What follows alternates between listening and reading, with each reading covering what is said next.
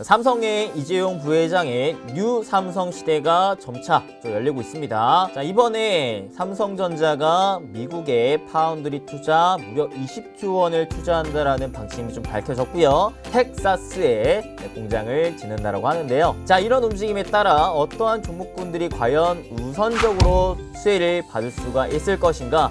그 중에서도 이제 핵심 수혜 기업들을 한번 싹 추려보도록 해볼게요.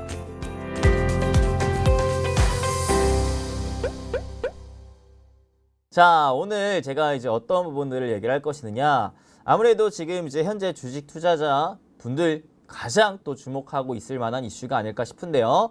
바로 삼성전자가 미국의 텍사스에 이제 미국 파운드리 공장을 이제 건설을 한다라고 하면서 20조 원 가까이 좀 투자를 한다라고 했기 때문에 야, 이제는 이제 삼성전자가 좀 살아나는 건가? 야, 이제는 그 눌려있던 반도체가 드디어 이제 출발하는 건가? 그러면 그 중에서도 좀 더 이제 좀 강할 수 있을 만한 종목들은 뭐가 있을까? 라는 부분들을 많이 이제 생각을 하고 또 많이 주목을 하고 계실 것 같습니다. 자, 그래서 그런 분들의 또 궁금증을 해소시켜 드리기 위해 오늘 이 영상을 또 준비를 했는데요.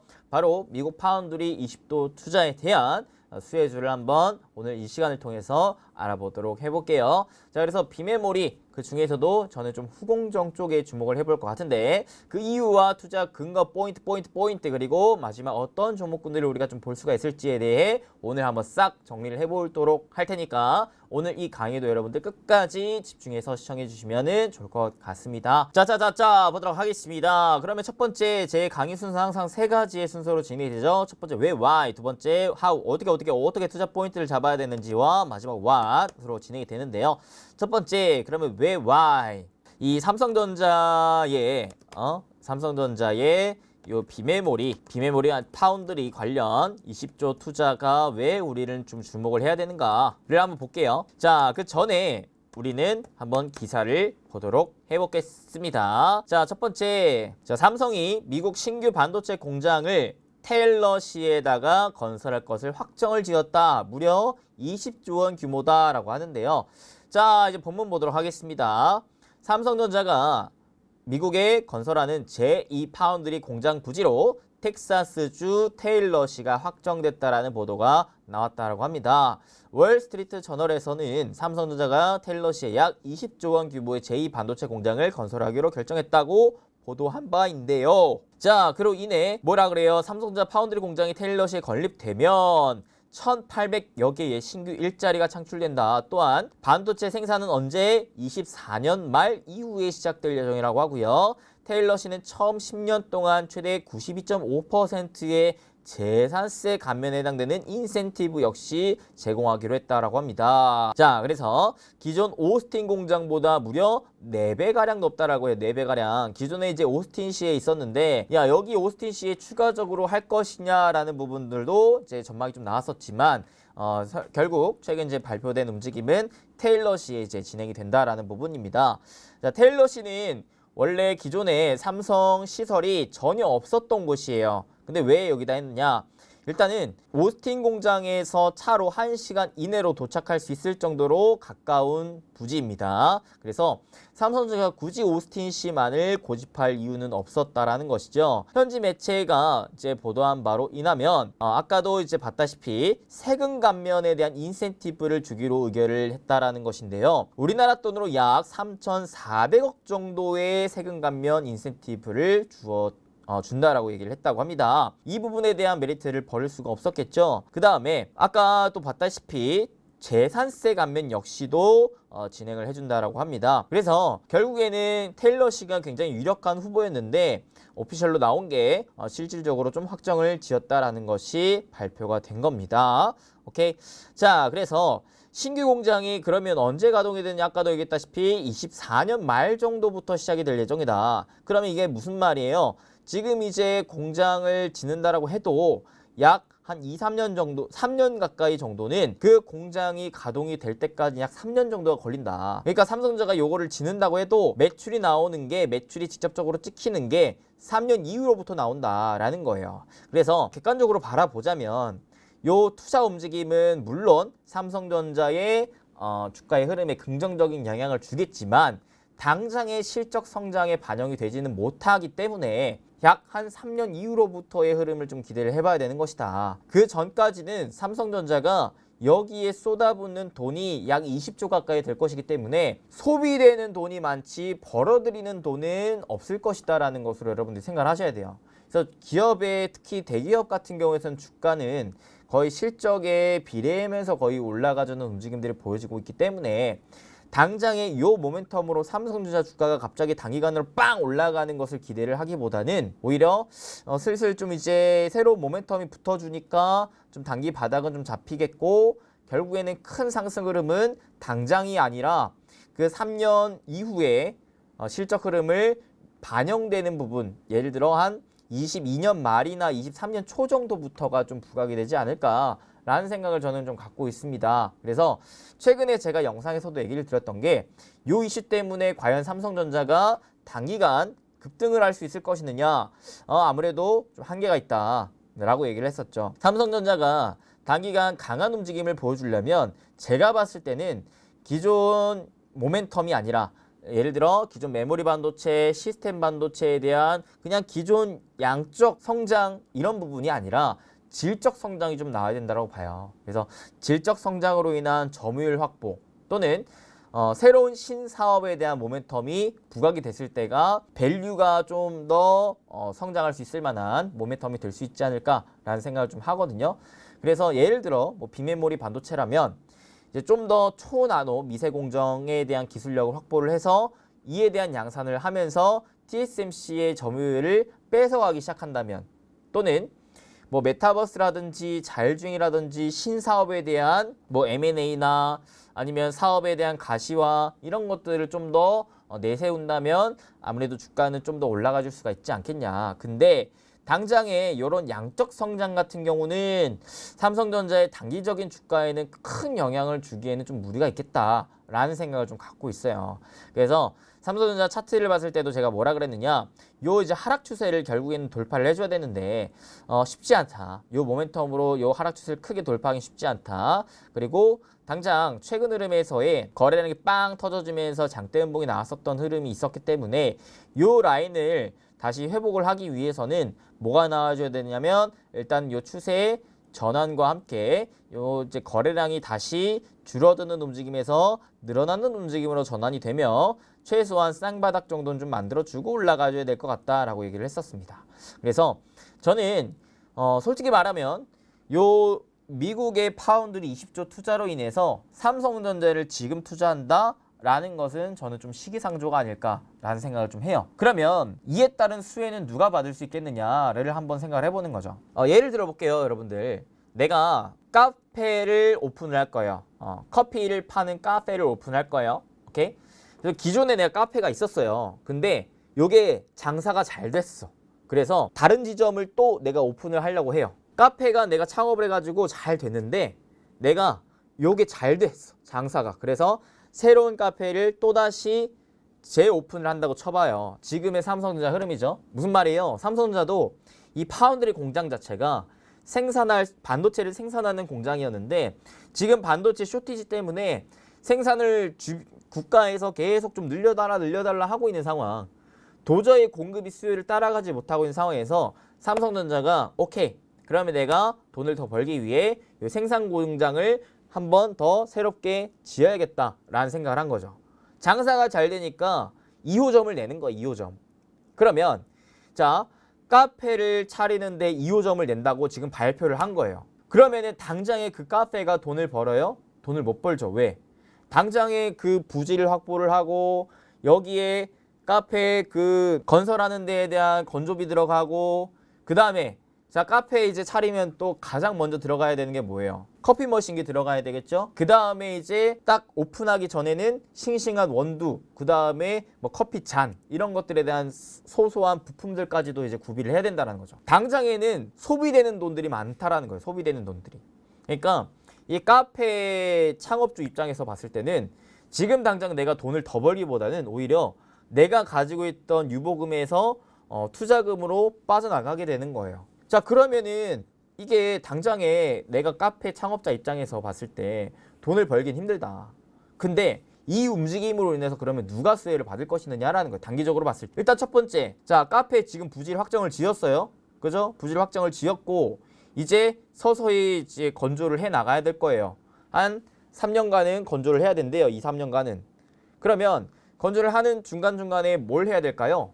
카페 창업주 입장에서는 보다 더 좋은, 보다 더 고성능의, 보다 더 맛있는 커피를 만들어낼 수 있을 만한 커피 머신기 먼저 들어와야겠죠. 왜? 일단 제일 비싸기도 하고, 그죠? 제일 비싸고 커피 머신기에 자리 차지하는 공간 자체가 워낙 크다 보니까 이제 내가 부지를 확보한 상황에서는 그 머신기를 어디에다가 배치를 할 거고 어떤 머신기를 확보를 해야 될 것인가에 대한 계약을 따내야 된다는 거죠. 오케이? 그래서 당장에는 그 커피 머신기를 만드는 업체가 수혜를 볼 것 같습니다. 그러면은 이를 이제 반도체 공장으로 그대로 이제 갖다가 설명을 하자면 뭐예요? 장비 업체가 가장 먼저 수혜를 받는다라는 거예요. 이해돼요, 여러분들? 자, 파운드리 공장에 들어가는 장비 업체들이 일단은 먼저 수혜를 볼 가능성이 높다. 그러면 그 다음으로는요. 그 다음으로는 이제 소재 부품 쪽도 수혜를 받을 수가 있겠죠. 우선적으로 수혜를 볼 수 있을 것은 부품 관련 애들. 일단은 커피잔 이런 이제 접시 같은 애들, 이런 애들 부품, 작은 부품 같은 것들. 이 먼저 이제 투자가 될 것이고 마지막으로 이제 소비가 될 게 바로 소재, 원두 같은 것들. 이런 것들을 소재라고 합니다. 자, 그래서 결국에는 이런 삼성전자의 움직임으로 인해서 제가 봤을 때는 당장에 삼성전자 주가의 상승세를 우리가 좀 기대를 하기보다는 반대로 역으로 봤을 때 이 관련된 소부장 업체들 쪽에서 투자의 기회가 좀 나올 수 있을 것 같다라고 얘기를 좀 드릴 수가 있을 것 같습니다. 오케이? 이해돼요? 자, 그러면 일단 여러분들이 또 알아야 될 개념이 또 있어요. 뭐냐면 삼성전자가 왜 굳이 이렇게까지 파운드리 쪽으로 20조 가까이 투자를 할 것이느냐. 삼성전자가 왜 이렇게까지 파운드리에 투자를 해요? 반도체는요. 제가 이제 과거에 강의를 할 때 이런 구조를 가져간다라고 했습니다. 메모리 파트가 있고요. 비메모리 파트가 있어요. 반도체는 크게 두 갈래로 가는데 자, 기존에 삼성전자가 전 세계 시장점을 1위를 차지하고 있었던 것은 메모리 파트예요. 메모리 파트. 메모리 파트는 뭐예요? 기억하고 데이터를 기억하고 저장하는 반도체입니다. 요거는 전체 반도체 시장의 30% 정도 수준이에요. 근데 요 메모리 시장 전체 시장의 거의 절반 가까이의 점유율을 차지하고 있는 게 삼성전자입니다. 경쟁사가 없어요. 하이닉스 외에는 딱히 없습니다. 그러니까 이미 압도적인 1위 포지션을 잡고 있는 삼성전자는 더 이상 메모리에서 더 나아갈 만한 방향이 없다라는 거예요. 그냥 그 자리를 굳건히 유지하는 것만 해주면 돼요, 삼성전자는. 자, 그런데 여기에서 한 가지 또 메모리에 대한 단점이 있어요. 메모리는 어떠한 또 단점을 갖고 있냐면 일단 기본적으로 가격에 대한 리스크가 좀 있습니다. 즉, 반도체 사이클을 탄다라는 거예요. 반도체 투자 사이클에 의해서 잘 될 때는 엄청 잘 되는데 또 안 될 때는 또 잘 안 돼요. 그래서 최근에 반도체 이제 삼성전자, SK하이닉스의 주가 흐름이 쭉 빠진 것도 마찬가지. 디램 낸드 가격이 떨어지다 보니까 반도체 사이클상 이제 조정기에 들어가다 보니까 내가 아무리 열심히 일을 해도 전체적인 반도체 사이클이 안 좋아지니까 돈을 못 벌게 되는 움직임이 좀 나옵니다. 메모리 쪽이 이런 좀 단점이 가장 커요. 아무래도 이제 소품종 대량 생산 체제이다 보니까 언제든지 찍어내려면 찍어낼 수가 있겠고, 그죠? 그 찍어내는 부분에 대해서 이제 소비자들이 딱 어느 정도 왕성한 투자가 나왔을 때 한번 싹 나갔다가 다시 점차 쇠퇴하는 이런 움직임을 좀 보여주게 됩니다.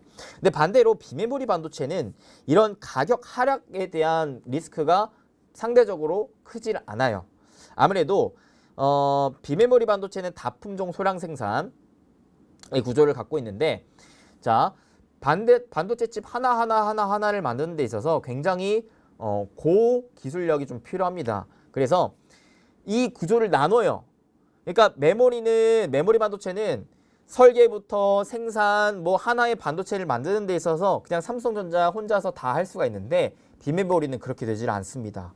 그래서 설계 따로 생산 따로 그 다음에 후공정 뭐 패키지 포장 검사 파트를 다 따로 전문적으로 하는 업체들이 나오게 돼요.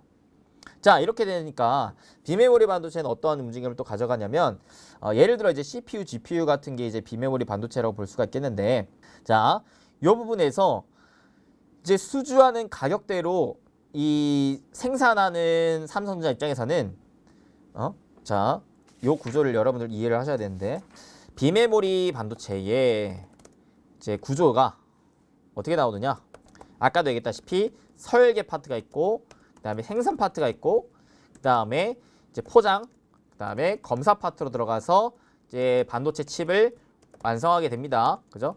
자, 그런데 이 설계를 어려운 말로 뭐라고 하느냐? 팹리스라고 얘기를 한다 그랬죠. 생산을 어려운 말로 파운드리라고 얘기를 하고요. 포장을 어려운 말로 패키징이라고 하고, 그다음에 검사를 어려운 말로 테스트라고 합니다.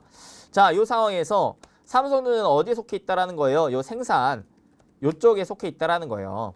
오케이? 자, 그래서 이 비메모리 반도체가 전체 반도체 시장의 70% 정도를 차지할 만큼 시장성이 굉장히 크고, 점차 이제 이 정보 처리 역할을 하는 부분이기 때문에 4차 산업혁명에서 새로운 산업들이 나오게 됨에 따라서 이 비메모리 반도체에 대한 수요가 점차 더 많이 늘어나고 있는 상황이다라고 여러분들이 좀 알고 계시면 될 것 같습니다. 자, 여기에서 전체 시장의 1위 점유율을 갖고 있는 게 대만의 TSMC고 2위가 삼성전자인데, TSMC의 점유율이 거의 이제 50% 가까이 차지를 하고 삼성전자가 한 14% 정도밖에 안 돼요. 근데 이제 삼성전자가 나는 반도체에 완전 탑을 먹을 거야 라는 포부를 갖고 있는 기업이기 때문에 삼성전자 이제 TSMC를 잡기 위한 투자를 지금 하고 있다라고 보시면 될 것 같습니다. 자, 그래서 이제 삼성전자가 하고 있는 게 요 파운드리, 즉 생산 공장을 늘린다라는 거예요. 왜? 지금 반도체가 없어서 못 팔 지경이라고 하니까 더 많이 생산을 한다라는 거잖아요. 자, 이 비메모리 반도체에서 이 파운드리 쪽에 가격 리스크가 없다라는 것이, 아무래도 생산 파트는 이 설계하는 업체들에 의해 수주를 받아서 찍어내게 됩니다. 그래서 요 수주를 준 업체가 사주기만 한다면 파운드리 업체는 계속해서 돈을 벌 수가 있는 부분이에요. 여기다가 아셔야 될 게, 한 번 수주를 할 때 조금 수주를 하는 게 아니라 거의 한 조 단위로 계약을 하고 있기 때문에 이 수주만 잘 되면 사업 운영 자체는 오히려 메모리 반도체보다 쉬운 구조를 가져가게 됩니다. 계속해서 찍어내기만 하면 되니까. 그래서 삼성전자 기업 자체의 가치를 우리가 평가를 할 때 있어서 메모리 반도체 분야는 이제는 삼성전자의 성장성에 있어서 우리가 그렇게까지 모멘텀을 볼 수는 없겠다. 이미 전 세계 시장 40% 이상을 차지하고 있기 때문에, 그렇기 때문에 이제 결국 삼성전자의 주가를 좀 더 끌어올릴 수 있을 만한 모멘텀은 얼마나 이 비메모리 반도체에 있어서 얼마나 더 많은 점유율을 가져가느냐, 이런 싸움이 이제 놓여지게 된다라는 거예요. 오케이? 그래서 자, 삼성전자 파운드리 20조에 왜 우리가 주목을 해야 되는가? 결국에는요, 자, 삼성전자의 기업 가치를 끌어올리기 위한 수단이기 때문에 우리는 좀 봐야 된다라는 겁니다. 이해돼요? 그래서 이로 인해서 결국 대만의 TSMC를 따라잡을 것인가를 한번 체크를 해봐야 될 것 같습니다. 요게 일단은 가장 중요한 체크 포인트라고 보시면 될 것 같아요. 그래서 일단 아까 이제 봤다시피 비메모리는 뭐다? 메모리가 아닌 거예요. 메모리가 아닌 거. 메모리 반도체를 제외한 나머지를 다 비메모리 반도체, 시스템 반도체라고도 부릅니다. 그러니까 4차 산업혁명이 오면서 반도체가 해석, 계산, 처리해야 되는 데이터가 커졌고, 이에 따라 지금 비메모리 반도체에 대한 중요성이 점차 높아지고 있다는 것을 여러분들이 좀 아시면 좋을 것 같습니다. 자, 그래서 아까도 얘기했다시피 이 비메모리 중에서도 파운드리 쪽에 전 세계 시장 점유율 1위는 TSMC고 2위가 삼성인데, 삼성은 1위를 하기 위한 목표로 지금 20조 투자를 결정을 했다라는 것입니다. 오케이? 자, 여기까지 이제 이해가 되셔야 될 것 같아요. 자, 그런데 여기에서 제가 하나 얘기를 했었죠. 삼성이 이 파운드리에 대한 규모를 키우려면 같이 붙어줘야 되는 업체들이 있어요. 자, 반도체를 지금 완성을 하나를 해야 돼요. 근데 기본적으로 설계 쪽 애들은 너무 많아요. 삼성전자한테 야 요것 좀 찍어내줘 하는 애들은 너무 넘쳐난단 말이에요. 자, 그런 상황에서 삼성전자가 이 반도체를 찍어내고 결국에는 완성해서 판매까지 하려면 여기에 붙어있는 포장, 검사업체들이 같이 동반 성장을 해줘야 된다라는 거죠. 오케이? 자, TSMC 같은 경우에는 이 패키징 테스트 업체에 지금 이거를 두 개를 합쳐서 이제 후공정이라고 부르는데, 후공정. 자, 후공정. 요렇게 설계, 제조, 생산 여기까지는 전공정이고, 후공정으로 넘어갈 때 아무래도 테스트, 연마 조립, 테스트 요렇게 좀 진행이 됩니다.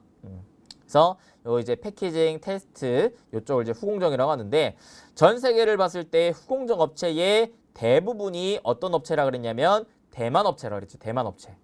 그래서 사실 TSMC는 그 라인을 딱 잡고 있기 때문에 안정적으로 꾸준하게 쭉쭉쭉쭉 찍어낼 수가 있는데, 삼성전자는 아직 그 패키징 테스트 업체들의 힘이 좀 약하다. 그래서 삼성전자가 뭐라는 거예요? 이런 패키징 테스트 업체들에 직간접적으로 투자를 해주고 있고, 얘네들이 좀 더 증설을 할 수 있게끔 지금 만들어주는 역할을 좀 하고 있다라고 좀 볼 수가 있겠죠. 자, 그래서 결국에는 중요한 부분은 삼성전자도 삼성전자지만 이후에 패키징 테스트 업체들이 굉장히 중요하다라는 것입니다. 요거를 이제 합친 말로 뭐라 그러면 OSAT, 오사트 업체라고 해요. 자, 그래서 결국에는 요 후공정 업체들의 성장성이 굉장히 좀 중요하게 놓여질 것 같다라고 볼 수가 있겠죠. 그래서 하우 우리가 이 삼성전자 파운드리 투자에 따른 수혜주를 찾기 위해 어떤 투자 포인트를 찾아내야 되는가를 봤을 때 결국 가장 중요한 게 후공정 업체들이다 라는 것을 볼 수가 있고, 그 다음에 이제 단기적으로 수혜를 볼 건 삼성전자가 아닌 후공정 관련 반도체 소부장 업체다. 소부장 업체. 근데 그 중에서도 일단은 장비주가 먼저 좀 움직일 가능성이 높다라고 이제 볼 수 있을 것 같습니다. 오케이? 그래서 전공정, 후공정 이렇게 후공정까지 보지 말고 이제 그 비메모리 반도체 관련 소부장 업체들을 우리가 한번 체크를 해볼 필요가 있겠다 정도로 생각을 하시면 될 것 같아요. 자, 그래서 이제 리포트를 좀 볼게요. 자, 최근에 나왔던 리포트 두 개를 좀 볼 건데요. 첫 번째, 자, 비메모리 관련된 리포트입니다. 봅시다. 자, 기존에 이 반도체가 왜 올해 하반기에 안 좋았느냐. 일단은 코로나로 인해서 공급망 이슈가 좀 발생을 했다. 그래서 수요 공백과 함께 신규 수요가 발생하며, 자, IT 세트 기기 생산자는 수요 예측에 실패를 했고 비메모리를 비롯한 부품 부족이 발생을 했다. 여기에 추가로 중국의 전력난과 물류대란, 코로나 확진자 수 증가에 따라 IT 생산 공장이 중단이 되며 생산 자체에 차질이 좀 발생을 했다는 거예요. 생산에 대한 차질이 발생을 하니까 내가 요 반도체 하나를 만들고 싶어요. 그죠? 왜? 내가 자동차도 찍어내야 되고, 내가 지금 PC 컴퓨터도 찍어내야 되고, 내가 스마트폰도 지금 찍어내야 되고, 찍어내서 돈을 벌어야 되는데, 이후로는 메타버스 XR 기기까지 찍어내야 되고, 이제 자율주행까지도 이제 해야 되는데, 여기에 다 들어가는 게 반도체인데, 반도체를 찍어내 해가지고 설계업체들이 생산업체한테 의탁을 했는데 요 생산 파트에서 생산이 안 됐다라는 거예요. 왜? 요 공장들이 중국에 많고 동남아 쪽에 많은데 여기에서 중국은 전력난 때문에 공장이 다운돼 버리고 동남아 쪽은 코로나가 재확산되면서 공장이 다운돼 버리니까 생산 쪽이 아무리 공장을 돌리고 싶어도 공장 자체를 돌리지를 못하니까 전반적으로 요 이후로도 이제 후공정 업체들도 완전히 일감이 떨어지게 되는 현상이 나오게 된다라는 겁니다. 이해돼요? 그래서 전반적인 생산 후공정 관련된 업체들이 돈을 못 벌었어요. 벌고 싶어도 못 벌었어. 자, 근데 요런 부분들이 이제 내년 상반기부터는 공급난 이슈가 완화가 된다. 오케이. 자, 그래서 이제부터는 슬슬 좀 주목을 해봐야 된다라는 거예요. 왜? 이 공장이 가동이 안 됐었던 게 다시 공장이 가동이 되고 여기에 플러스 새로운 공장까지 짓는다라 그러니까 이제 후공정 업체들은 환호를 지르게 되는 거죠. 이제 우리도 돈 벌 수 있겠다. 오케이. 자, 그래서 보십시다. 삼성전자 파운드리 같은 경우에서는 26년까지 연평균 매출 성장률이 24%래요. 시장 성장률이 14%랑 인거랑 비교를 하자면 굉장히 높은 성장률이라고 볼 수가 있겠죠. 그 다음에 7나노 이하 선단 공정은 TSMC와 삼성전자 파운드리만 기술력을 확보한 상황이다라는 겁니다. 이게 무슨 말이에요? 자, 여러분들 아셔야 될 개념이 있습니다. 자, 생산 쪽에서 지금 대표적인 기업이 TSMC가 있고 그다음에 삼성이 있다 그랬는데요. 자, 요 이후로 또 몇몇 기업들이 있어요. 몇몇 기업들이 있는데 자, 앞으로 이제 자동차도 자율주행 쪽으로 가고 메타버스도 이제 새롭게 기기가 많이 출시가 되고 PC도 좀 더 고성능 고도화돼서 출시가 되고 스마트폰도 좀 더 고성능의 스마트폰이 출시가 된다라고 봤을 때 이제 이 반도체가 점점 어떻게 된다라는 거예요. 반도체에 대한 기술력이 좀 더 고성능화 된다라는 거죠. 자, 제가 과거에 반도체에 대한 강의를 할 때 이 고성능화가 된다라고 본다면 반도체 칩의 크기는 좀 더 작아지고 그 안에 들어가는 양은 굉장히 많아진다라고 얘기를 했습니다. 그래서 이제 DDR4에서 5로 넘어가는 것도 그러한 이유였다라고 얘기를 했었죠. 자, 이런 상황에서 결국에는 이 미세 공정이 중요해진다라는 거. 미세 공정. 얼마나 자 생각해 보세요. 똑같은 스마트폰인데 여기에 들어가는 반도체 칩의 개수는 한정되어 있을 거라는 거죠. 근데 여기에서 이 스마트폰의 성능을 좀 더 높이고 싶다면 반도체 칩에 이 한정되어 있는 공간에서 얼마나 좀 더 미세하게 공정을 잡아가지고 반도체 효율을 높이는데가 이제 중요한 포인트가 되겠죠.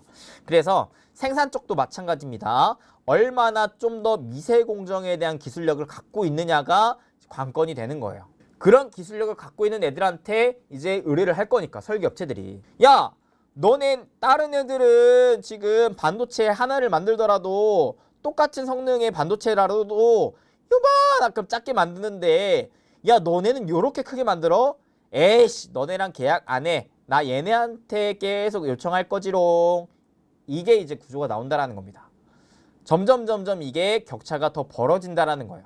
그래서 이제 이거를 10나노, 7나노, 5나노, 3나노 점점 미세 공정 쪽으로 가고 있는데 이게 여기에서 이제 7나노 이하의 미세 공정 쪽은 지금 TSMC와 삼성전자만 기술력을 확보해 놨다라는 겁니다. 그러니까 점차 파운드리 시장 자체는 커져가는데 TSMC랑 삼성전자밖에 이 미세 공정을 못 하다 보니까 얘네 둘이 이제 점점 더 독식을 할 수가 있는 거고 얘네 둘의 시장 점유율이 더더더더더더더더 높아질 수 있다라는 것으로 여러분들이 생각을 하셔야 될 것 같아요. 그래서 지금 글로벌 파운드리라는 업체도 있고 인텔이라는 업체도 있는데 얘네가 현재 기술력의 한계로 삼성전자 파운드리에게 위협이 되지 못할 것으로 예상이 된다라고 합니다. 오케이. 자, 여기까지 여러분들이 아셔야 되는 체크 포인트고 그 다음에 자, 요 미국뿐만 아니라 전 세계적으로 코로나로 인해서 공급망 훼손이 있었는데 이제 미국 정부가 나선 거죠. 이를 해결하기 위해서. 그래서 바이든 대통령이 올해 4월에 뭐라 그랬었느냐? 글로벌 반도체 기업들에게 투자를 권고했다라는 거예요. 야, 지금 여기 지금 다 이 생산이 안 되니까 뒤에 이 라인들이 다 깨져버리잖아.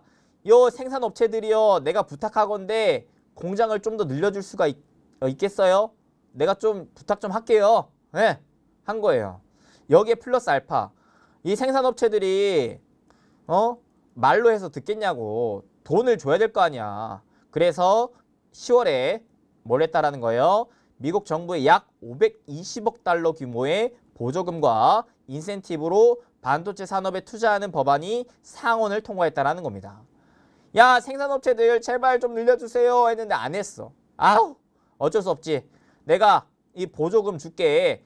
야, 돈 줄 테니까 부디 늘려줘 하는 겁니다. 그러니까 생산업체들은 쾌재를 부르는 거죠. 가뜩이나 이제 수요가 겁나 많은 상황이기 때문에 내가 공장을 언제 어디에다가 지을까 계속 고민하던 찰나에 미국 정부가 보조금까지 준다고 하니까 땡큐. 그래서 이제 삼성전자가 드디어 결정을 내린 거죠. 20조 투자하겠습니다. 텍사스에 공장 짓겠습니다. 우리 결판 지읍시다. 땅땅땅. 그러니까 이제 지금이야말로 전 세계 파운드리 2위 업체인 삼성전자 파운드리 사업부의 가치를 재평가해야 되는 시점이다라는 겁니다. 이 지금 전 세계가 여기에 다 주목을 하고 있는 거예요. 삼성전자 제발 공장 좀 늘려줘 다 이러고 있는데 삼성전자가 오케이 이제 내가 할게 딱 결정 내린 거라는 겁니다. 그러니까 지금 전 세계 지금 반도체 업체들이 그냥 쾌재를 부르고 있는 겁니다. 자, 그래서 지금 공급이 수요를 못 따라가고 있는 상황에서 생산 캐파 증설은 곧장 매출로 이어진다라는 겁니다. 무슨 말이에요? 자, 나는 반도체 사고 싶어요 라고 하는 업체들이 요렇게나 많은데 지금 찍어낼 수 있을 양은 요 정도밖에 없었다라는 거죠. 요 상황에서 이제 삼성전자가 좀 더 늘린다고 했을 때는 그게 고지고대로 다 매출이 된다라는 거, 매출이. 오케이? 그러니까 삼성전자 입장에서는 더 투자를 지금 늘리려고 하는 거죠. 요런 상황이니까. 자, 그래서 그러면 왜 이렇게 수요가 큰데요? 첫 번째, 반도체가 탑재되는 IT 세트 기기 최종 수요를 볼 수가 있겠고, 두 번째, 각 기기당 반도체 탑재량, 세 번째, 외주 생산 비중에 의해서 결정이 되는데, 자, 현재 작년 기준으로 봤을 때 파운드리 시장 비중이 모바일 쪽이 거의 한 절반 가까이가 되고 컴퓨팅 쪽이 20% 가까이가 된다라고 합니다. 자, 좀 더 세부적으로 파고들어 볼게요. 자, 모바일, 핸드폰에서 이 스마트폰 반도체 원가의 약 19%가 어디에서 나오느냐? 어플리케이션 프로세서 AP와 통신 모뎀 칩이 주도를 한다고 하는데요. 이 AP 칩이 프리미어 스마트폰 시장 경쟁 상황을 좌우한다라고 해요. 자, 그래서 요 이제 7나노 이하 선단 공정을 생산할 수 있는 기업이 2개밖에 없는데 양사의 최선단 공정 5나노 생산 캐파의 약 90%가 스마트폰 AP 모뎀 칩 생산에 사용되는 것으로 파악이 된다라고 합니다. 요게 뭔 말이에요? 자, 쉽게 설명하자면 요 이제 스마트폰 하나를 만드는 데 있어서 요 스마트폰 안에 반도체가 들어갈 거 아니에요. 자, 반도체의 전체 반도체 원가의 약 한 20% 정도가 차지하는 게 AP 모뎀 칩이라고 해요. AP 모뎀 칩인데, 자, 요거를 만드는 데 있어서 점차 스마트폰이 프리미엄 스마트폰으로 지금 진화를 하고 있잖아요. 오죽하면 지금 막 폴더블4까지 생기고 있잖아요. 카메라의 성능이 점점 높아지고 있잖아요. 오케이? 그렇기 때문에 반도체에 대한 성능을 높이는 작업에 있는데 요 작업을 할 수 있을 게 대만의 TSMC와 삼성전자 뿐이고 여기에 5나노 좀 더 이제 높은 성능의 반도체를 생산할 수 있을 만한 캐파의 90%가 요쪽에 사용되는 것으로 파악이 된다고 합니다. 그만큼 지금 스마트폰에 들어가는 반도체 칩에 대한 기술력이 겁나 크다라는 거예요. 5나노까지 지금 갔다라는 겁니다. 5나노까지. 오케이? 왜? 크기가 작으니까. 여러분들 요즘 스마트폰이 거의 하나의 컴퓨터 마냥 기능을 하게 되는데, 그죠? 이걸로 검색도 해, 전화도 해, 동영상도 봐, 페이도 돼, 다 해야 되는데, 이거 하나로 다 해야 되는데, 그죠? 이거 하나로 다 해야 되는데 그 많은 기능을 하려면 보다 더 작은 반도체 칩에서 고성능의 반도체 기능을 해야 된다라는 거죠. 그래서 현재 이 5나노 같은 경우에서 이 5나노의 생산의 100% 중에 90%를 차지하는 게 여기 들어가는 AP 모뎀 칩이다라는 겁니다. 그만큼 스마트폰 시장이 굉장히 중요해요. 반도체 시장을 볼 때는 스마트폰 시장을 안 볼 수가 없어요. 자, 그래서 스마트폰을 계속해서 찍어낼 수 있느냐 없느냐가 중요한 부분이에요. 오케이? 자, 근데 코로나 완화와 함께 공급망 차질이 지금 해결이 되고 있다. 그리고 외부 활동 증가로 인해서 스마트폰 교체 수요가 촉진이 되면은 내년 스마트폰 출하량이 펜트업 수요로 인해서 전년 대비 3% 증가할 전망이다라는 겁니다. 또한 이제 5G 시대로 지금 접어들고 있는 상황이기 때문에 중저가 스마트폰에서 본격화되며 모바일량 반도체 파운드리 시장 성장을 견인할 전망이다라는 거예요. 오케이? 뭔 말인지 이해돼요? 자, 생산 쪽에서 TSMC와 삼성전자가 있는데 얘네가 이 고성능 5나노에 대한 반도체 칩을 생산하는 데 있어서 여기에 90%의 물량을 차지하는 게 바로 스마트폰이다. 스마트폰.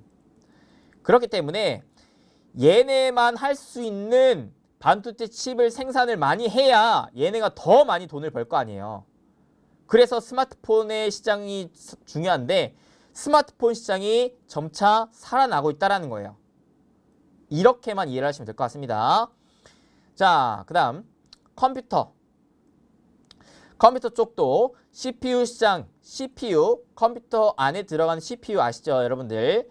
자, CPU의 약 80% 이상을 차지하는 인텔이 최선당 공정 기반의 고사양 CPU는 파운드리로 외주 생산할 전망이라고 합니다. 인텔이 원래 기존에 CPU를 자체 생산을 했었는데 요 5나노, 7나노, 즉 고성능의 반도체 칩을 자체 생산할 수 있는 기술력이 없어요. 없기 때문에 어쩔 수 없이 다른 파운드리 업체들의 외주를 맡긴다라는 거예요.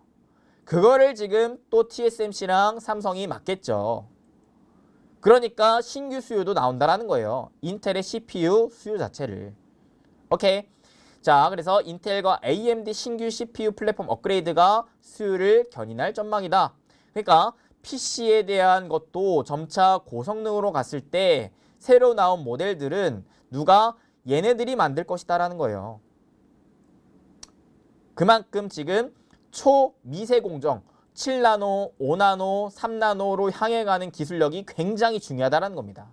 여기에서 뒤처지면 이 많은 물량들을 생산할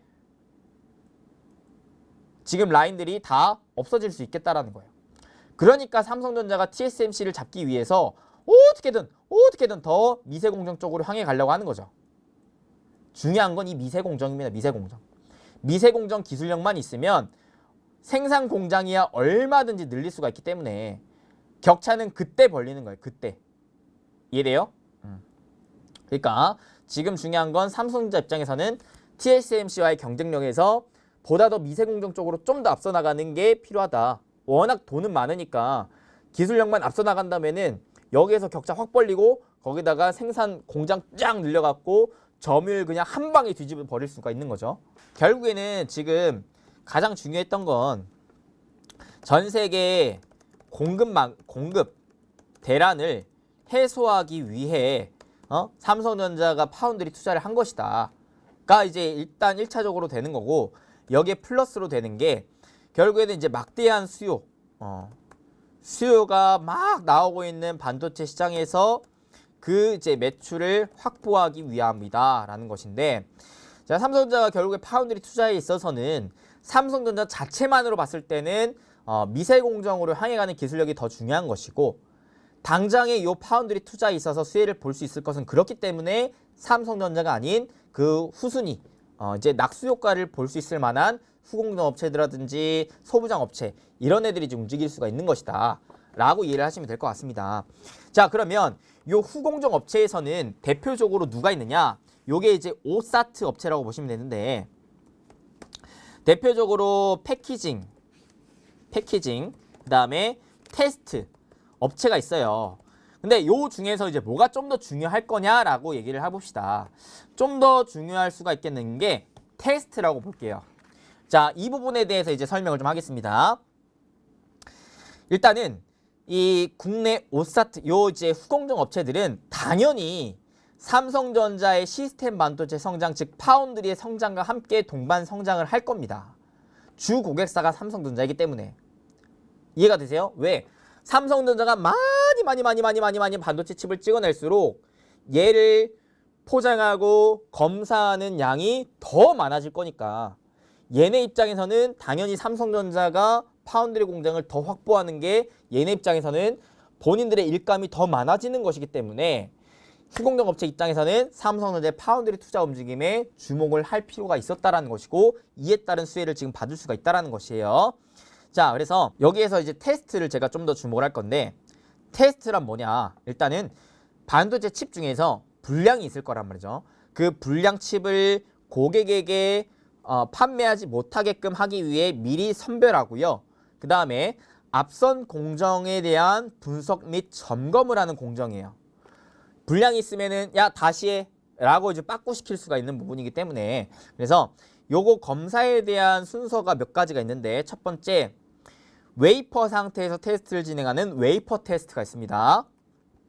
웨이퍼 테스트. 아까 요거 봤죠? 웨이퍼 테스트. 그 다음에 칩 상태에서 진행되는 패키징 테스트가 있어요. 패키징 테스트. 그 다음에 최종 모듈 조립 완료한 다음에 진행되는 파이널 프로덕트 즉 모듈 테스트가 있습니다. 모듈 테스트 마지막. 자, 그러면 요 세 가지의 테스팅 중에서 정말 좀 더 중요한 테스트가 뭐느냐? 바로 요 패키징 테스트입니다. 패키징 테스트. 칩 자체적으로 진행을 하는 게 패키징 테스트예요. 요게 가장 어렵고 테스터의 가격 또한 높아요. 난이도가 높다라는 거예요. 특히 이제 3D 패키징 등장을 하면서 하이엔드 쪽으로 갔을 때, 즉 고성능 쪽으로 갔을 때 웨이퍼 테스트의 난이도 역시 증가를 할 것이고 테스터 가격도 상승하고 있다고 합니다. 그러니까 무슨 말이느냐? 원래 이 패키지 테스트가 제일 중요했었는데 점차 이제 고성능의 반도체 칩이 나오면서 웨이퍼 테스트에 대한 중요성도 높아지고 있다. 그러니까 테스트를 볼 때는 이 두 가지를 보시면 된다라고 보시면 될 것 같아요. 그래서 반도체 칩 그 종류마다 요 검사에 대한 단계가 다 달라요. 다 다르고 고가의 칩일수록 다양하고 난이도 높은 검사가 필요합니다. 그리고 요 테스트가 정말 중요한 게 또 뭐냐면 영업이익률이 상대적으로 굉장히 높아요. 이 테스트 산업은 장치 산업이라 가지고 초기에 대규모로 장비 설비 투자하는 게 좀 필요합니다. 근데 막상 이 라인을 구축한 이후로는요. 감가상각비랑 인건비를 제외하고는 재료비가 크게 들어가지가 않아요.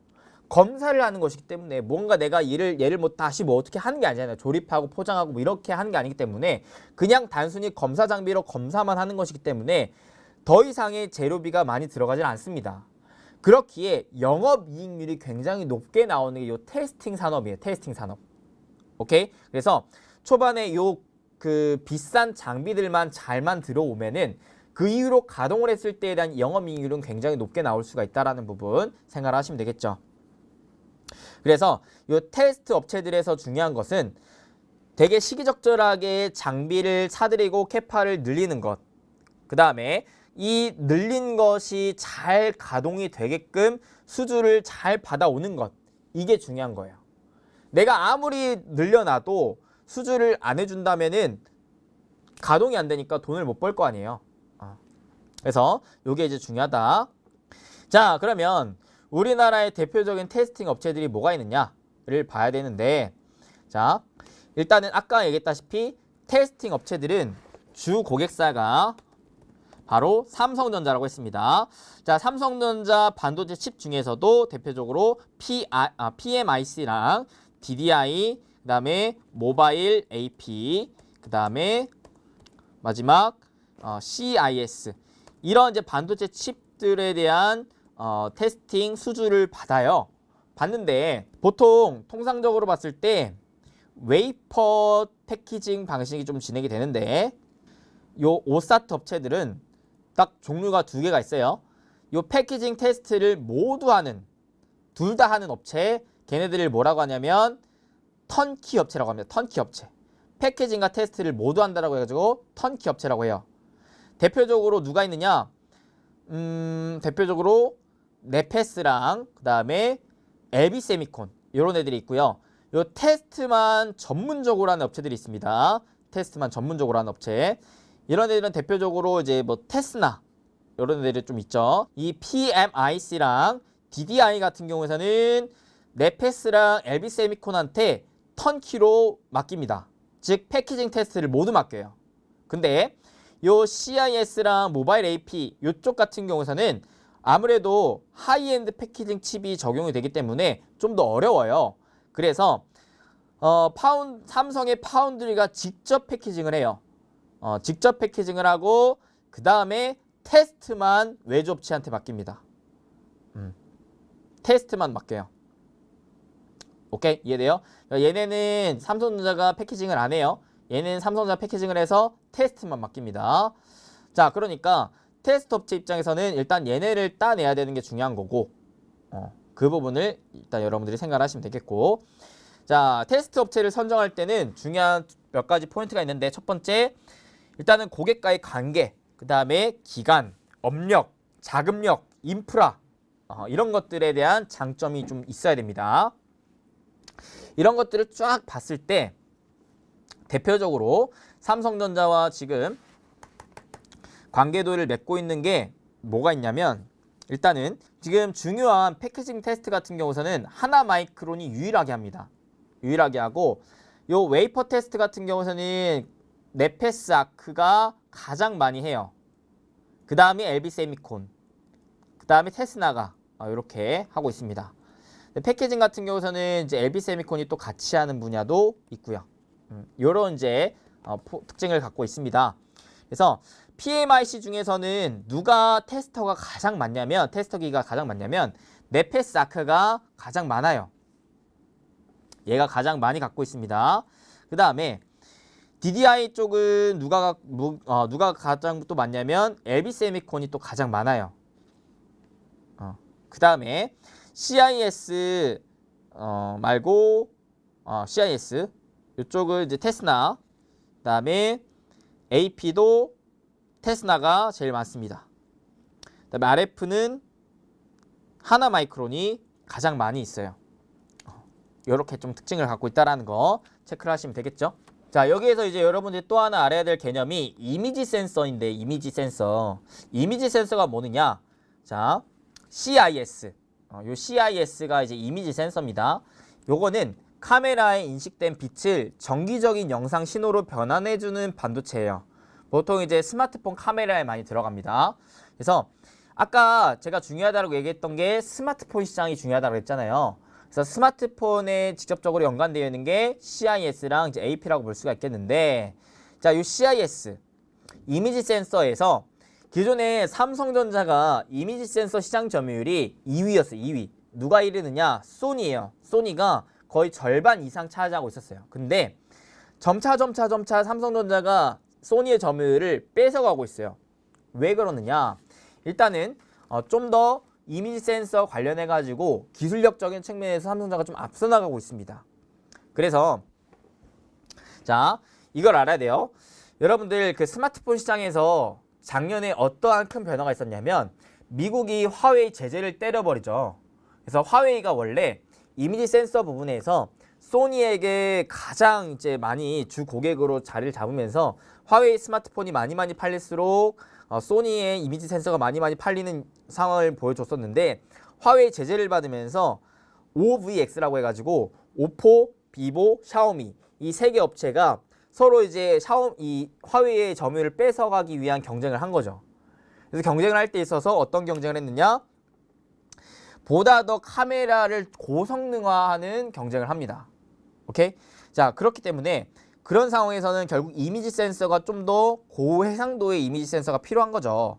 그랬을 때 상대적으로 소니보다 이 오포, 비보, 샤오미에 대한 비중이 높고 고해상도의 이미지 센서 시장을 타겟하고 있는 삼성전자가 수혜를 받고 있다는 거예요. 자, 그랬을 때 특정 그 고해상도 기준이 있다면 특정 그 고해상도의 기준 이상 정말 그 제일 높은 고해상도의 이미지 센서 시장에서의 점유율이 오히려 삼성전자가 지금 소니보다 높아지고 있는 시장이 연출되고 있습니다. 그러니까 시간이 점차 지나면서 이미지 센서 시장에서도 삼성전자가 더 점유율을 확보할 가능성이 지금 있다라는 것이죠. 자, 그렇게 봤을 때는 오케이, CIS에 대한 수요도 점차 늘어날 수가 있겠다라는 생각을 우리는 할 수가 있는 것이고, 그에 따른 수혜를 지금 테스나나 LB세미콘이 받을 수가 있겠다라는 것으로 생각을 해보시면 되지 않겠냐라고 한번 볼 수가 있겠습니다. 또한 이미지 센서 시장이 앞으로 또 좋을 게 뭐냐면, 기존에는 요 카메라, 고해상도의 카메라가 스마트폰 쪽으로 많이 중심이 되어 있었다면 앞으로는 자동차 쪽으로 갑니다. 왜? 이제는 자율주행 시대가 올 것이기 때문에.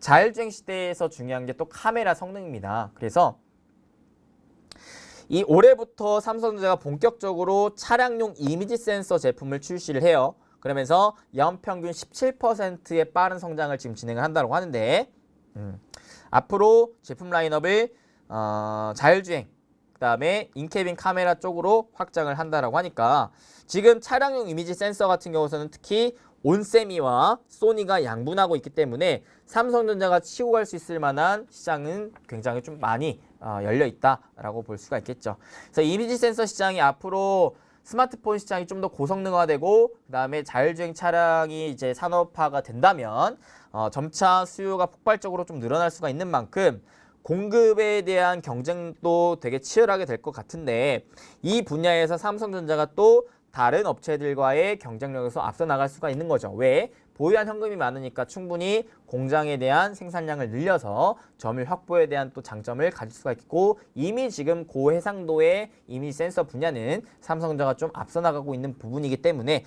앞으로의 흐름에서 이미지 센서 분야가 좀 기대가 된다. 근데 이렇게 봤을 때 테스나와 LB세미콘이 수혜를 받을 수가 있는 것이다 라고 여러분들이 생각을 하시면 될 것 같습니다.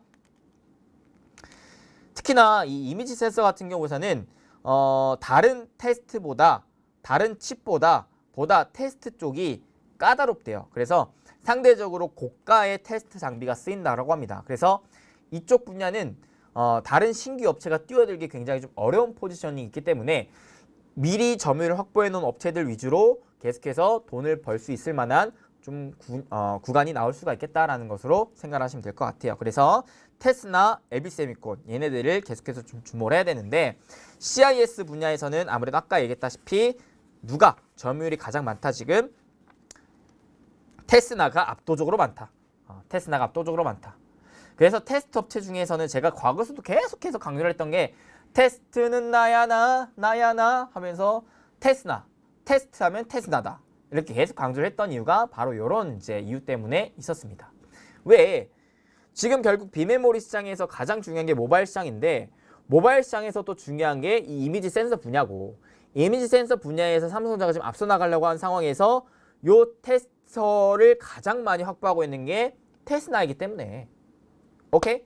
그래서 테스트 쪽으로는 저는 최대 수혜는 테스나가 아닌가라는 생각을 좀 갖고 있는 거예요. 이제 전반적으로 확 크게 봤을 때 지금 삼성전자 파운드리 투자에서 결국에는 직접적으로 가장 크게 수혜를 볼 수 있을 것 같은 게 테스나, LB세미콘, 하나마이크론, 그 다음에 네페스 아크 정도까지는 있다라는 것으로 생각을 하시면 되겠죠. 근데 가장 대표적으로 큰 수혜를 받을 수 있을 것은 테스나일 것 같다라는 것까지 볼 수가 있겠어요. 그 다음에 여러분들 또 하나 아셔야 될 게 뭐냐면, 아까 제가 계속해서 강조했던 게 뭐예요? 결국에는 삼성전자가 TSMC를 잡기 위한 목표가 있다라는 게 가장 중요한 거예요. 자, 근데 삼성전자가 TSMC를 잡기 위해서 가장 우선적으로 해야 될 게 뭐예요? 지금 당장 공장을 늘리는 게 그렇게까지 중요한 게 아니에요. 가장 중요한 건 얼마나 초미세 공정으로 향해 가는가가 중요한 거예요. 얼마나 초미세 공정 7나노, 5나노, 3나노 쪽으로 가기 위한 기술력이 있고, 그에 따른 장비가 있고, 여기에 따라 이제 갈림길에 서 있습니다. 자, 그러니까 삼성전자가 이재용 부회장이 작년 말 하반기 올해 초에 누구를 자꾸 만났던 거예요, 여러분들. 혹시 아십니까? 이재용 부회장이요, 이 업체에 자꾸 찾아갔어요. 그러면서 제발 장비 우리 쪽으로 좀 팔아줘라. 제발 우리 그 장비 좀 샀게 했던 업체가 있어요. 누굴까요? 정답 ASML입니다. 자, 지금 5나노 이하 공정 위주로 초미세 공정이 도입될 것으로 예상이 되고 있는데, 이를 위해서 삼성전자가 20조 원을 투자를 한다고 그랬잖아요. 20조 원을 투자를 한다고 그랬는데, 그중 절반 이상, 즉 11조 원 정도가 어디에다가 그 초미세 공정을 위한 극자외선 노광 장비에 쓰일 것으로 지금 전망이 되고 있습니다. 20조 원을 투자하는데 그 중에 절반 이상을 EUV 장비를 사는 데에 투자를 한다는 거예요. 그만큼 지금 이 초미세 공정이 중요하다는 겁니다. 이 초미세 공정, 즉 EUV, 요 노광 장비를 전 세계에서 가장 잘 만드는 게 ASML이에요. 얘네가 요거를 만들어서 지금 없어서 못 만들어. 없어서 못 팔아. 만들기만 하면은 서로 사가겠다고 난리예요, 지금. 그러니까 오죽하면 지금 이런 상태예요. SK하이닉스는 EUV 중국 반입에 제동이 걸렸어. 삼성은 미국 공장에 EUV를 구축할 수가 있어. 그러니까 이재용 부회장이 그렇게까지 ASML을 찾아갔던 성과가 나오고 있다는 거예요. EUV 장비를 지금 들어올 수 있다는 겁니다. 오케이? 자, 그러면 이런 관점으로 봤을 때, 자, 저는 별표 한 2개 칠게요. 결국 이 삼성전자가 TSMC를 잡기 위한 카드는 뭐다? 초미세 공정이다. 초미세 공정. 이 초미세 공정으로 가기 위한 핵심 기술이자 핵심 장비가 뭐다? 바로 극자외선 노광 장비, EUV 노광 장비. 요거를 만드는 업체가 지금 ASML이라는 거예요. 그러니까 얘 주가가 계속해서 올라가는 이유가 있다라는 거고. 자, 그러면 여기에서 이제 부가적으로 생각을 할 때, 자, 그러면 EUV 노광 장비를 들였을 때, 이거를 이제 가동할 때 부수적으로 수혜를 볼 수 있을 업체는 누구다? 바로 EUV 관련주. 제가 과거 EUV 관련주에 대한 강의를 할 때 누구누구 알려드렸습니까? SNS텍, FST, 그 다음에 에로티백. 얘네가 시간은 좀 걸릴 수가 있겠지만 삼성전자가 공장 빠방 그죠? 특히 EUV 노광 장비 들어오고 얘네 이제 돌리기 시작할 때 있어서 얘네가 크게 부각을 받을 수가 있어요. 왜? 얘네가 뭘 하는 데인데 EUV 노광을 할 때 있어서 EUV 펠리클을 만든 업체입니다. 얘네 둘은 아직까지는 개발 단계에 있지만 생산을 앞두고 있는 상황이고, 이제 EUV 노광 장비를 돌리기 시작함으로 인해서부터는 얘네가 이제 떼돈 벌 수 있어요. 그 다음에 에로티 백큐ම්. 왜? 얘가 좀 더 선제적으로 올라갈 수가 있는 게, 에로티 백큐음은 뭘 하느냐면 진공 상태를 만들기 위한 장비를 납품을 합니다. 국내 유일이에요. 국내 유일. EUV에 있어서 제가 굉장히 중요하다고 했던 게, 이 미세먼지가 요 반도체 칩에 올라가면은 그게 다 불량이기 때문에 요거를 최대한 없애는 게 중요하다. 요거를 없애는 데 있어서 진공 상태가 필요하고, 그게 바로 에로티 백큐음의 장비가 필요한 거고, 그 다음에 이제 먼지가 앉게 하지 않기 위해서 어떠한 그 필름 같은 걸 깐다라고 했는데, 그게 바로 SNS텍, FST가 만드는 EUV 펠리클이다 라고 했었죠. 그래서 얘네들이 시간은 좀 걸릴 수는 있겠지만 결국에는 최종 끝판왕이 될 수가 있겠다라고 얘기를 할 수가 있겠고, 그 전에는 일단은 테스나, 일단은 후공정 테스트 업체들이 좀 부각을 받을 수가 있겠고, 그리고 그 전에 당장 단기적으로는 소부장 업체들이 수혜를 받을 수가 있겠다라는 것인데, 얘네들은 제가 뭘 보면서 얘기를 했었죠. 자, 최근에 제가 유튜브에서 어떤 영상, 이재용 부회장 미국 행수해주 이 영상 하나로 끝, 이미 6만 분 가까이 시청하신 요 영상에서 끝장 내드렸죠. 어떠한 리포트? 요 리포트. 모두가 무관심할 때 지금 이때 사두고 싶은 중소형 테크주. 항상 투자는 남들이 안 볼 때 미리미리 한 발 더 쌀 때 사놓고, 남들이 보기 시작할 때 주가가 올라가면서 그때 팔아 넘기는 거라 그랬어요. 투자는 이렇게 하는 겁니다. 자, 그러니까 빨리 더 늦기 전에 이런 거 보셔야 되는 거예요. 후공정 투자, 후공정. 내년부터 추가적인 성장이 이뤄낼 것이다. 왜? 삼성전자가 공장 건설한다라고 하니까. 오케이? 자, 그래서 이때 제가 중요하다고 했던 게 뭐였습니까? 결국에는 후공정 장비 부품 업체가 중요하다. 오케이? 이제는 후공정 장비 업체에 주목을 해야 된다. 오호. 왜?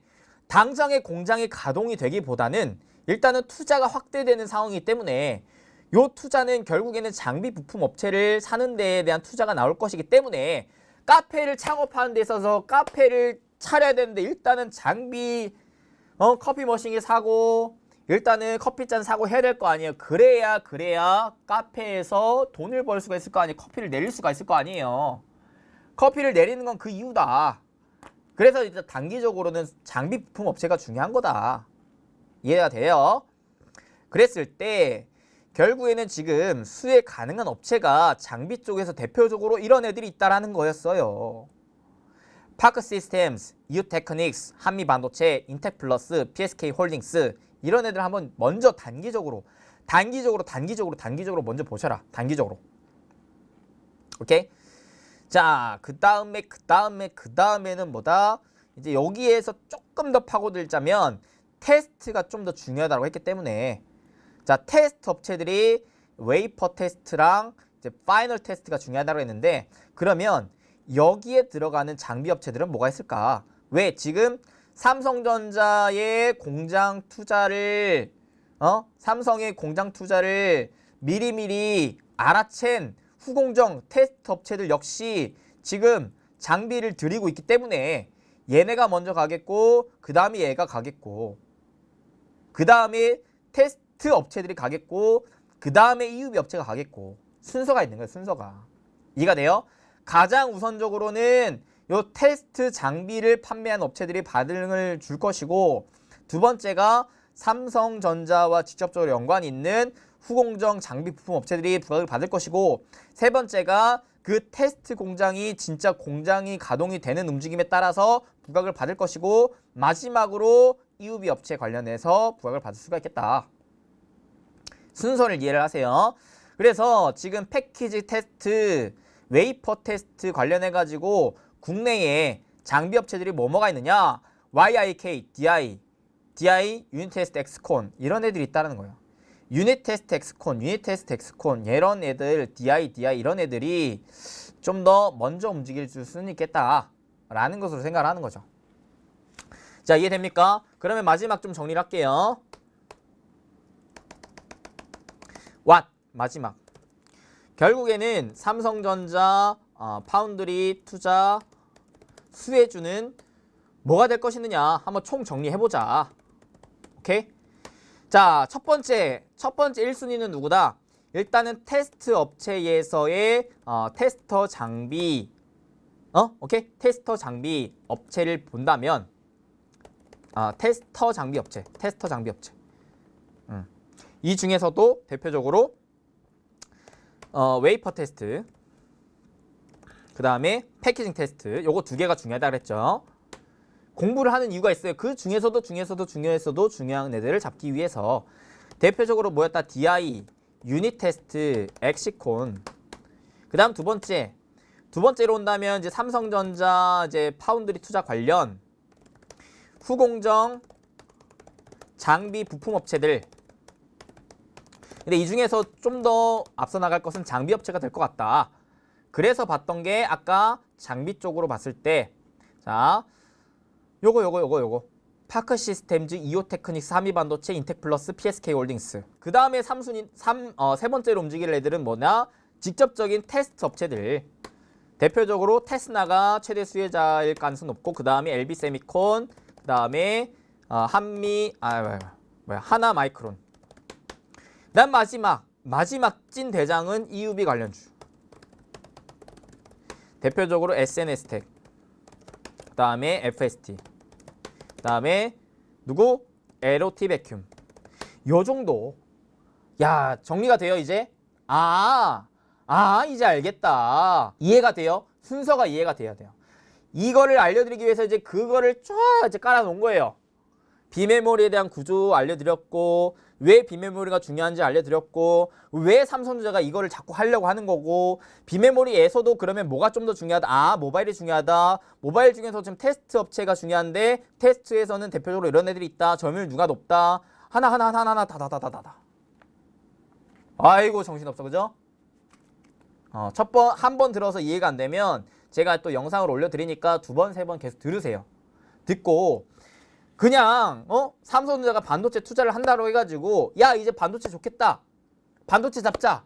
이름에 반도체 들어가는 애들 뭐야?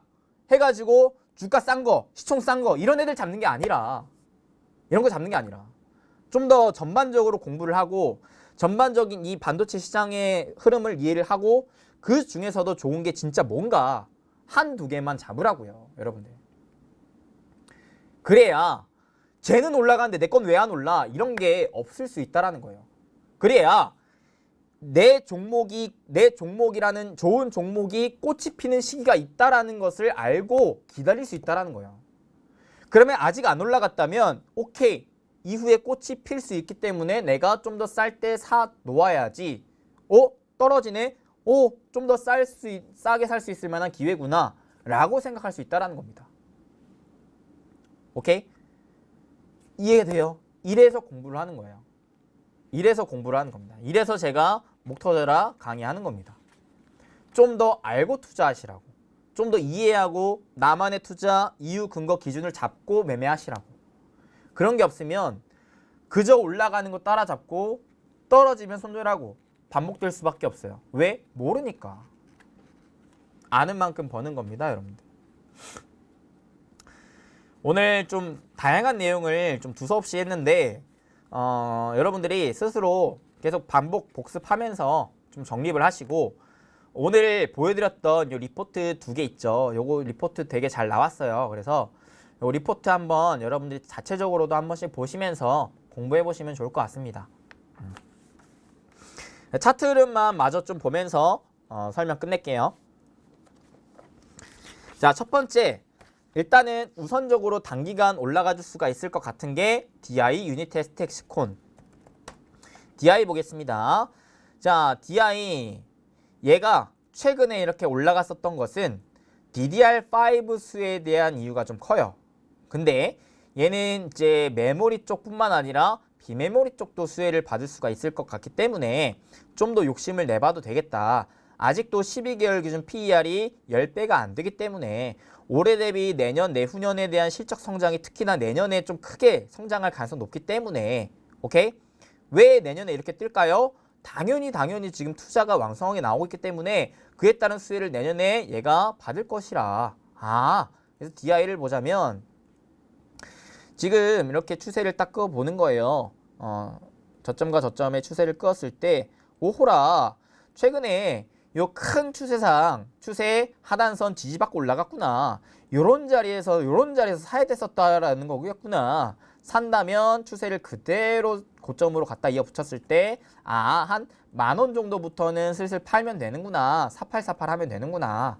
라는 생각을 하면 되는 거였고 그 다음에 유닛 테스트도 보시면 자, 큰 추세를 한번 그어볼게요. 주봉상 큰 추세를 그어봤더니 요런 추세가 그어졌었구나. 그랬을 때 자, 어때요? 요 추세 하단선 부근 지지받고 반등 요런 자리에서 살 수가 있었구나. 지금은 좀 사기에는 부담스럽지만 이제 만약에 내가 보유 중이라면은 33,000원 위에서는 좀 분할 매도를 해야 되겠구나 라는 생각을 좀 가질 수가 있겠죠. 그 다음에 얘가 혹시라도 좀 내려온다면 살 수가 있겠구나. 그 다음에 엑시콘. 초보분들은 주봉상 추세를 계속해서 체크를 해보세요. 아시겠죠? 얘는 추세상 봤을 때 상승 추세에서 하락 추세로 좀 꺾였었네. 자, 얘를 내가 잡고 싶으면 어디에서 잡는 게 좋을까요? 아무래도 요 하락 추세를 돌파하는 상승 추세가 좀 나와줘야겠다. 거래량이 좀 붙어주면서 다시 15,000원대를 좀 돌파하려는. 그 다음에 두 번째로는 뭐였어요? 삼성전자 관련 후공정 장비 부품 업체들, 대표적으로 파크시스템즈. 자, 얘는 이제 역사적인 신고가를 눈앞에 두고 있는 상황입니다. 오호. 이제 역사적인 신고가인 만큼 얘만 잘 뚫어준다면 추가적인 탄력이 좀 받을 수 있을 만한 상황. 자, 얘도 실적 흐름 나쁘지 않고요. 최근에 얘는 특히 수급이 좀 괜찮은 것 같아요. 왜 그러느냐? 외국인 기관의 꾸준한 매집세가 좀 눈에 띕니다. 외국인 기관의 꾸준한 매집세가 역사적인 신고가를 돌파하기 전에 나온다는 것은 긍정적으로 볼 수가 있어요. 돌파할 가능성이 좀 있다는 것으로 볼 수가 있을 것 같습니다. 근데 차트상 나는 요거 쌍봉 맞고 떨어지면 어떡하죠? 걱정을 하시는 분들은 안 잡으셔도 돼요. 그 다음에 이오테크닉스. 자, 이오테크닉스도 보시면은 큰 흐름상으로 봤을 때 자, 요렇게 한번 볼 수가 있을 것 같은데요. 자, 최근 흐름에서 어때요? 아하, 추세 지금 하단 지지 부근 받고 다시 올라오고 있구나. 슬슬 한 10만 원대 부근이면은 좀 사면 좋겠는데 조금은 눌러주길 좀 기다리면 좋겠다. 파는 것도 한 13만 원 이상 좀 매도를 하는 전략이 좋겠다. 얘는 딱 추세 잘 나타내는 기업입니다. 시장에 영향만 없었으면은 추세적으로 그대로 이쁘게 상승 추세 만들어지면서 올라갈 수 있을 만한 기업이었어요. 실적 흐름도 굉장히 전망치가 좋죠. 그 다음에 한미반도체. 자, 한미반도체도 실적 흐름 나쁘지 않고요. 얘 또한 마찬가지로 역사적인 신고가를 좀 눈앞에 두고 있는 상황이기 때문에 아무래도 매물에 대한 부담감이 좀 있습니다. 있어요. 그래서 혹시라도 얘가 이렇게 딱 떨어진다면 헤드앤숄더 나와갖고 무너질 수도 있는 자리이기 때문에 좀 부담이 있는 자리이긴 하네요. 그래서 얘도 차트상으로는 조금 리스크가 있다. 차트는 이오테크닉스가 제일 괜찮은 것 같은데, 그 다음에 인텍플러스. 인텍플러스도 보시면 다 비슷한 차트네요. 그죠? 다 역사적인 신고가를 뚫기 위한 움직임이 다 나오고 있는 상황에 얘가 과연 역사적인 신고가를 뚫고 올라갈 것이느냐, 아니면은 헤드앤숄더 나오고 무너질 것이느냐, 두 갈림길에 서 있는 포지션입니다. 그래서 이런 애들은 어떻게 해야 되냐면 요 손절 라인을 명확하게 지켜줘야 돼요. 여기를 이탈하면 무조건 손절하고 여기를 뚫어주면 수익을 키워가는 전략이 이제 필요합니다. 기업적인 모멘텀으로 봤을 때는 뚫어줄 가능성이 높겠지만 혹시 모르는 것이기 때문에 여기를 이탈하면 바로 손절하는 게 필요해요. 네, 마지막 PSK홀딩스. 자, 얘는 차트가 좋네요. 그죠? 얘는 어느 정도 비교적 저점에서 올라가려고 하는 포지션이고, 지금 이제 여기에 강한 저항대 매물이 있는데 거래량이 다시 늘어나면서 여기를 좀 소화해주고 있는 상황이죠. 그래서 얘를 요 라인을 뚫고 나서부터는 수익을 키워가면 되겠고, 키워갔을 때는 일단 2만 원까지는 볼 수 있을 것 같은데, 뚫기 전에 이제 박스권에서 모아간다는 생각하면 좋겠죠. 이런 애들은 박스권에서 모아간다는 생각. 그 다음에 테스트 업체 테스나. 자, 오늘 제일 많이 얘기했던 테스나입니다. 테스나. 테스트는 나야나 나야나. 얘도 이제 추세 그어봤을 때 추세를 이탈했었어요. 이탈. 그래서 요때 별로 안 좋았구나. 왜 안 좋았을까? 공급망 병목이 있었기 때문에. 근데 그 부분이 점차 해소가 되려고 하면서 다시 추세를 요 라인을 회복하려고 하는 움직임이 나오고 있기 때문에 관심 깊게 볼만한 사이즈고요. 얘는 이제 그대로 추세 딱 그어봤을 때 한 6만 원 이상부터는 분할 매도 하시면 되겠다라는 생각이 좀 드네요. 그쵸? 얘도 원래는 딱 추세 이쁘게 그어졌었던 종목이었어요. 단기 약재만 없었으면. 그래서 실적도 내년 내후년까지의 성장세가 좀 눈에 띕니다. LB세미콘. LB세미콘도 보시면 큰 흐름을 보시면 큰 흐름상으로는 이런 추세가 그어지네요. 그래서 이렇게 이제 보시면 될 것 같은데, 최근 이제 12,000원 부근에서 이제 매수할 수 있었던 흐름이 좀 있었네요. 그 다음에 16,000원부터는 매도해야 될 만한 시점이라고 좀 보여집니다. 마지막 하나마이크론. 하나마이크론은 이미 이격이 많이 벌어져 있기 때문에 이런 자리는 초보분들 건드리지 말라 그랬죠. 왜? 악어의 입이 벌어져 있는 상황이기 때문에. 악어 입이 확 벌어져 있으니까 요거 한번 탁 닫히는 순간 콱 물려버려요. 그냥 요런 거 그냥 패스. 그 다음에 EUV 관련주 SNS텍. SNS텍이 최근에 이제 하락 추세에서 상승 추세로 전환되는 포지셔닝에 있었네요. 거래량도 그 흐름에서 한번 들어왔었던 포지셔닝이 있었고 자리를 좀 잡아주고 있습니다. 얘도 4만원대를 돌파만 해준다면은 충분히 5만원대까지 재돌파 시도가 좀 나올 수 있지 않을까라는 생각이 좀 드는 기업이네요. FST. 근데 이런 애들은 좀 시간이 걸려요, 여러분들. FST도 얘도 이제 하락 추세를 돌파하려는 이제 흐름이 나와줘야 되는데 아직까지는 거래량 좀 미진하다. 거래량 들어오면서 여기를 좀 돌파를 해주면은 관심 있게 볼 필요가 있겠다. 마지막 에로티 베큐움. 에로티 베큐움도 최근 하락 추세가 좀 나왔어요. 그래서 여기를 좀 돌파해 주려는 흐름 자체가 좀 나와줘야 되겠다. 긍정적인 것은 거래량이 좀 줄다가 늘어나는 구간이 연출이 되면서 추세 지금 상단 부근으로 좀 올라가려고 한다. 그래서 요 라인만 잘 돌파만 해주면 추가적인 탄력 받을 수 있을 만한 기업이라고 좀 보여지네요. 네페스 아크 오케이. 자, 넷패스 아크도 테스트 업체 괜찮아요. 차트는 얘가 좀 이쁩니다. 차트가 얘가 딱 삼각수렴 이쁘죠? 그래서 거래량이 지금 없어졌는데 얘가 다시 거래량 늘어나면서 추세 상단선을 돌파만 해준다면 그때 관심 있게 보시면 되겠다.